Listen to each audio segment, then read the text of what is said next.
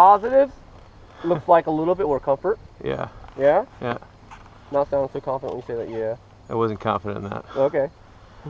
So it needs work. But, dude, okay, so what are you feeling? What makes you not confident? What's the thought going through your mind? You know, it's really, this arm is, you know, it's a band-aid for the lack of leg movement for me. Yep. You know, it's a lack of me pushing on the pegs enough. Yep. Instead of me sitting and just gassing it and making the bike turn. Copy. It's a real, you know, yep. I'm putting a band-aid on it by really not being able to move the bike and manipulate my legs. All right. Now, I want to say thank you. You pointed out, you know, what it is. Yeah. And I agree with all that. But now let's head back. We're going to do another sprint back. But when we get to the other end, we're not going to talk about it. We're just going to go right into the drill. Okay. But I want you to focus on doing the same thing you're doing. But remember what I said back at the house about incorporating your hips in the sense of you just unlock your hips. Yeah. I always think of Ryan Hughes. I've watched a lot of his videos, listened to him talk. Dude's a badass, by the way. Yeah, he is. Like him or not. But it made a lot of sense when he talks about unlocking your hips. Yeah. And it's so related to off-road, and I'm not surprised that he was good at off-road. Yeah. But that's part of it with this drill. That's the other part. If you don't incorporate that in, that's going to give you that little uneasy. I would say the other uneasy feeling, since I'm not, you know, I'm not on the sand that much, like loose sand at least. It's a little, there's a sense of insecurity just there, which is, I wouldn't say it's inhibiting me per se a lot, but I can feel it more because of the terrain. Yeah. It makes the drill that much harder. Agreed. And, you know, we could just talk about it, but, you know, I believe, you know, seat time is the best. Yeah, but we absolutely. still have to talk about it in the sense that when thinking about dirt, right? Yeah. The sand.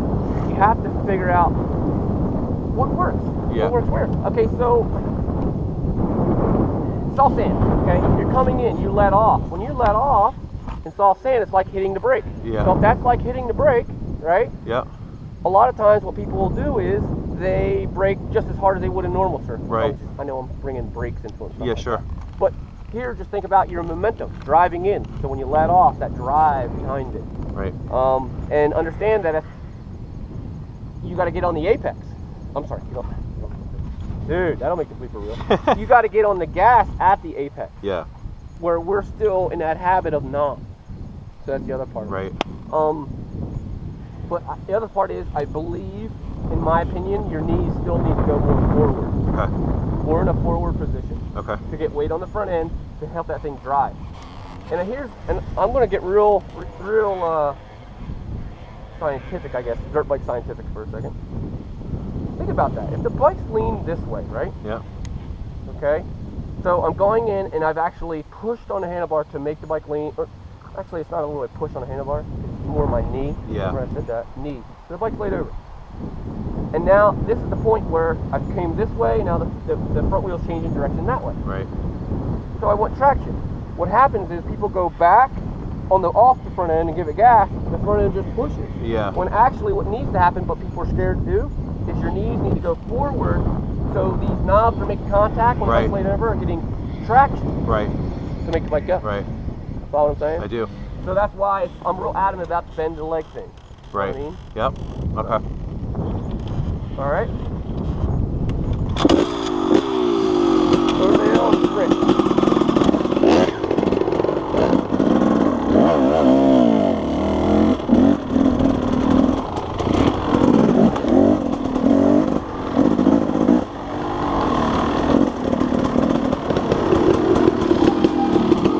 So knees, be conscious of your knees.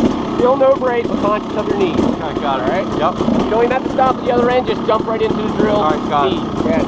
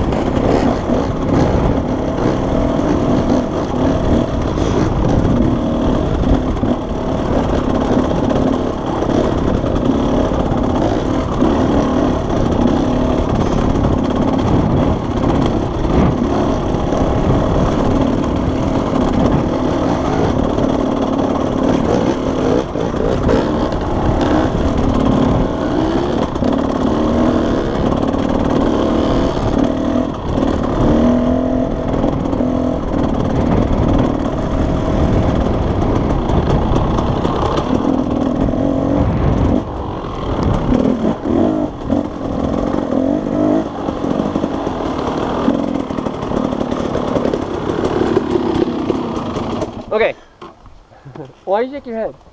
That was tough. It's very tough. Yeah, it's a tough drill. And you see why the one arm thing just totally blows it out of the water. Mm-hmm. The only thing I don't like about that drill is I'm all about, I gotta be careful how I say this, clutch control to get good power, good feed, you know, just control overall, which I never did when I was younger till lately. Yeah. Watching a lot of the national enduro guys. Yeah.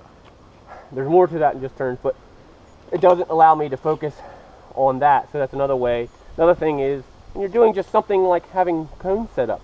Watsy does it, you know. Yeah. Something else I stole from Watsy, but actually because we all think the same thing. Sure. Yeah. So like just cone setup, being on the gas, clutch control around that situation, using your legs to make the bike get traction and drive. Okay. Yep. So that's basically all you're doing. Just when you take the one arm off, it really makes you focus on your legs. Right. Which I believe will help you in here, setting a better tone for your braking. Yeah. Okay. Yep. But one sprint back up to the other end, and then we're going to continue on to another section. Forget everything I taught you or talked about. Yeah. Just give me a good solid sprint, whatever works. Don't think about anything. Just say, okay, there's a $100 bill at the end for the fastest time. Okay. No, I'm not saying that so you go ballistic. I'm just saying back to using the rear brake, back. Yeah. Just for giggles, and I'll talk to you at the other end about it. Or when we get down the road. No, that's fine.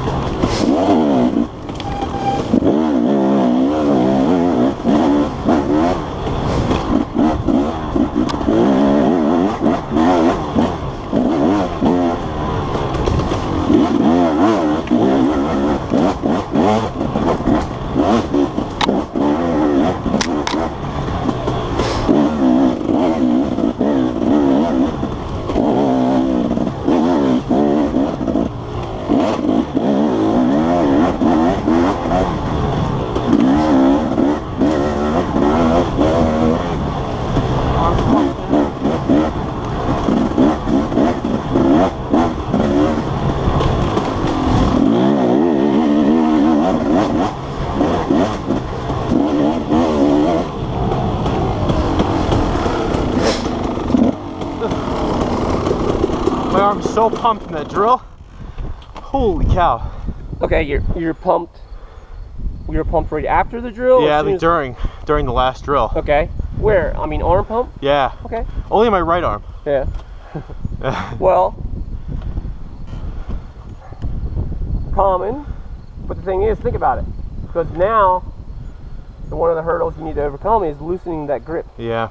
Getting the proper hand position, but being in relaxed. I'm not saying you just, the front wheel gets popped out of your hands, but it's loosening that grip so where you don't have that, like you're grabbing a dumbbell. Sure. Like weightlifters, sometimes they have issues with arm pumps. They ride dirt bikes, they grab the weight. That used to be me. Grip it real tight, and then they train your forearm to tense. Therefore, you do the same thing with handlebars. Right. You're gonna loosen your grip, so constantly telling yourself, loosen your grip, loose, right, breathe. But easier said than done, and then also just incorporate more of your leg, hip, knee, to control the bike. Sway the bike, yep. Okay. When you went back to this though, to the sprint, anything come to mind? What did you think? I overrode a little bit in the beginning, and but do you see how mistakes came into play? Oh yeah. I'd rather. It's working at it two ways. Simply, in a sense, we just kind of played around with a different way to train. That was a sprint on a piece of trail. We just used back and forth. Sure, yeah. But you want to incorporate good habits. Yeah. Okay. And then when I told you just go, all your bad habits came back into play. Sure. So sprints are good, but as long as you're incorporating good habits. All I'm trying to say is perfect practice makes perfect. Yeah. It's consciously, no matter what you're doing, if you're going out trail riding with your buddies, if you're going out just riding by yourself, it's tough when you go to a race. Yeah, I know. Because everything you go to a race, your bad habits are going to come right back in. But I also find the more I focus on breathing and relax, the more I think clearer and the more I'm riding better. I have bad habits just like everybody else. Yeah, sure. And plus then with PT as an old man. Yeah. I'm kidding. I know. When that comes into play, it's like, okay, back of the bike and I'm tired. Where's the remote control? Right. No, I'm kidding. old habits sitting on the back of the bike. Yeah. But I don't tend to look like that anymore, and I say that because that's another thing. Video yourself, picture and then pictures, because I used to look at myself, and sometimes still do, and hate what I seen. Yeah. I hated looking at it, but it also gave me leverage to say, okay, that's not going to be me 2 weeks from now. You got to give it time, and it's not going to happen. You sure know, yeah.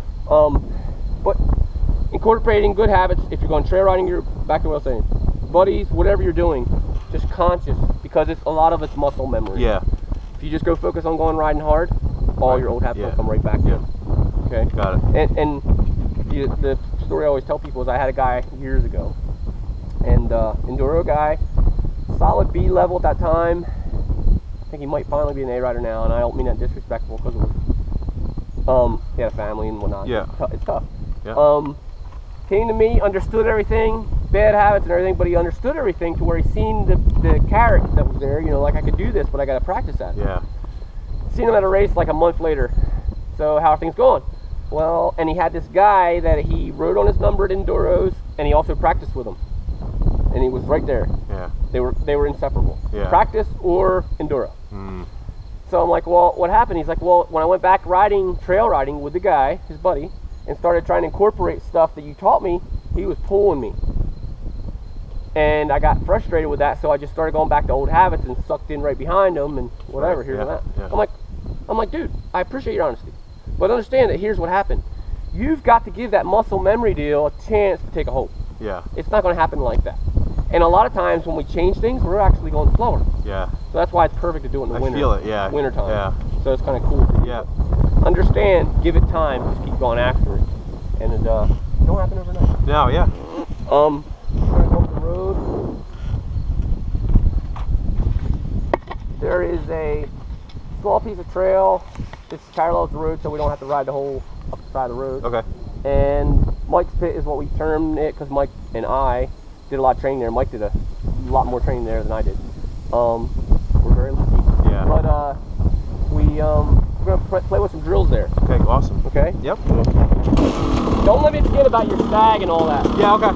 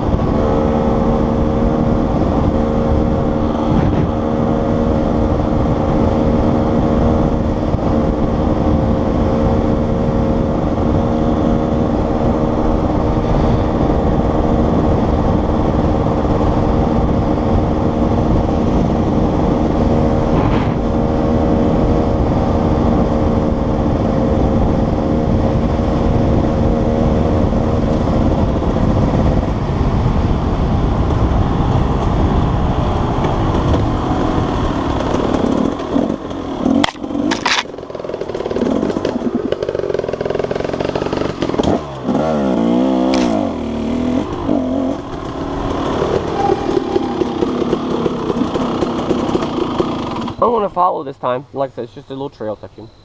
Breathe, look up as your focus. Okay. Okay? And I know I talk a lot. This is how I kind of just keep the mind rolling here. The question I have, real quick, something to think about is in terms of looking ahead, because it has respect. Have you ever, like in a race situation, caught someone and then you can't get around them? Yeah. Okay. Yes. So, in thinking about it, it's frustrating. Yes, you know, it's very very frustrating. It's like, man, what's going on here?